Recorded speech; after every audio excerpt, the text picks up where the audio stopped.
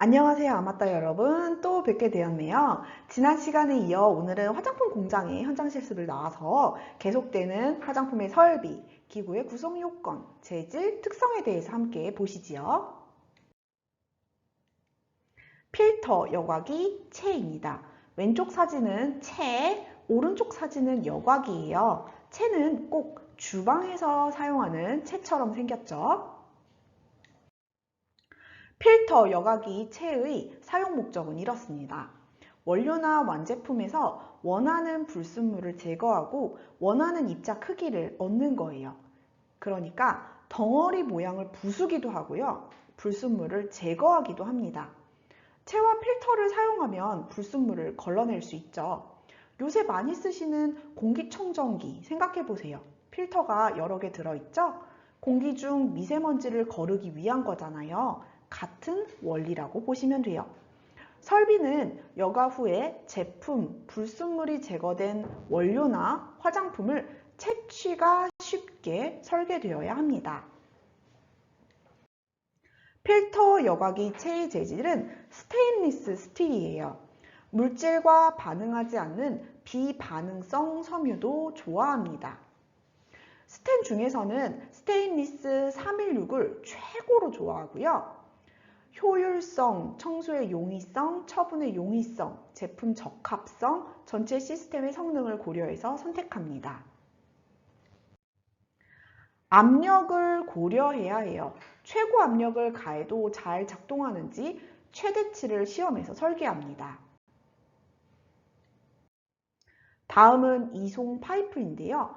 두손테크라는 업체에서 실제로 화장품 회사에 설치한 사진이에요. 출처는 아래를 봐주세요.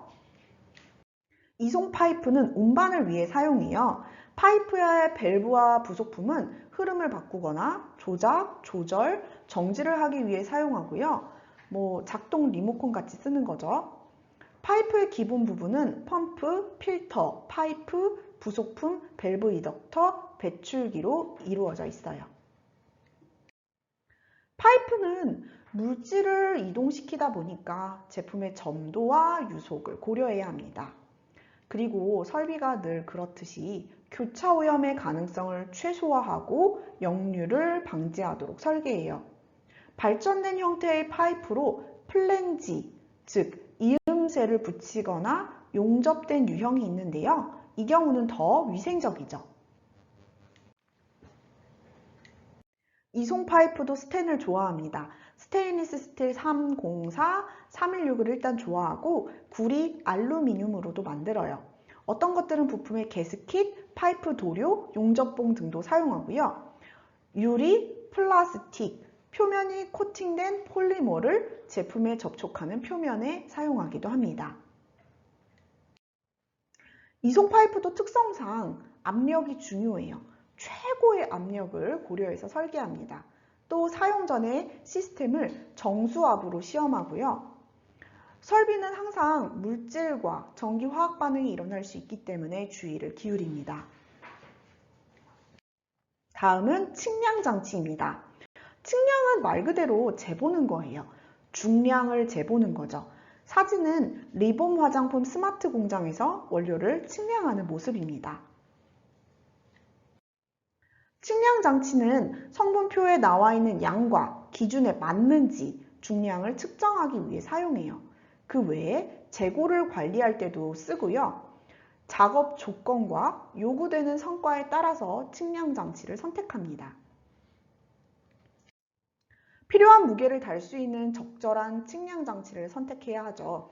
측량 장치의 오차는 측량에서 허락된 오차 허용도보다 커서는 안 돼요.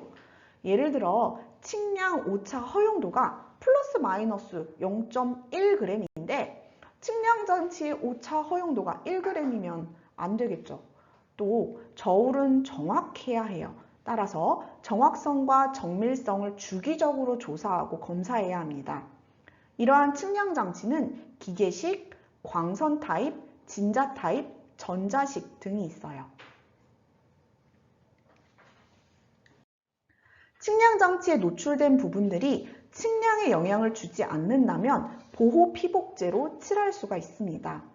계량적 눈금 레버 시스템이라면 동봉물을 깨끗한 공기와 동봉하고 제거함으로써 부식과 먼지로부터 효과적으로 보호해요.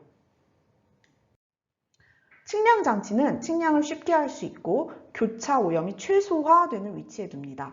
또 아주 민감한 장치라서 불필요한 남용을 하면 안 돼요. 만일 부식이 잘 되는 환경과 과도한 먼지에 노출된다면 제대로 중량을 잴 수가 없겠죠? 남 탓도 못해요. 그건 관리를 못한 탓이죠. 다음으로 함께 볼 설비는 게이지와 미터입니다. 탱크에 보시다시피 게이지가 달려 있어요. 탱크 내부의 온도나 압력을 재기 위해서 달려 있는 거죠. 온도, 압력, 흐름, 산성도, 점도, 속도, 부피처럼 수치로 결과값이 나오는 화장품의 특성을 측정하고 기록하기 위해 사용합니다. 설비마다 재질을 선택할 때 비슷한 얘기를 계속하고 있는데요. 설비가 제 역할을 할 수 있도록 능력을 발휘할 최고의 환경을 조성하는 거예요. 최적의 환경이요. 그리고 대부분의 제조자들은 기구와 제품의 원료가 직접 닿지 않도록 분리장치를 제공합니다. 전기식 게이지와 미터라면 전기 구성품들이 설비 지역에서 있을 수 있는 혹시 모를 폭발 위험물로부터 안전한 곳에 보관을 해야 해요. 이런 건 뭐 상식이죠. 다음은 제품 충전기입니다. 충전이라고도 하고 충진이라고도 하죠. 이제 화장품 용기에 완제품을 넣는 거예요. 제품 충전기는 제품을 1차 용기, 즉 화장품과 직접 닿는 용기에 넣기 위해서 사용하는데요. 제품의 물리적인, 심리적인 특성이 충전기의 영향을 받을 수 있으니까 이 점을 고려해서 충전기를 선택해야 해요. 또 변경을 용이하게 할 수 있도록 설계를 하고요. 충전기가 비싼데 둥근 용기에 크림만 담을 수는 없잖아요. 네모난 용기든 세모난 용기든 또 다 담아야 하고요. 크림 말고 에멀전도 담고 막 그래야겠죠.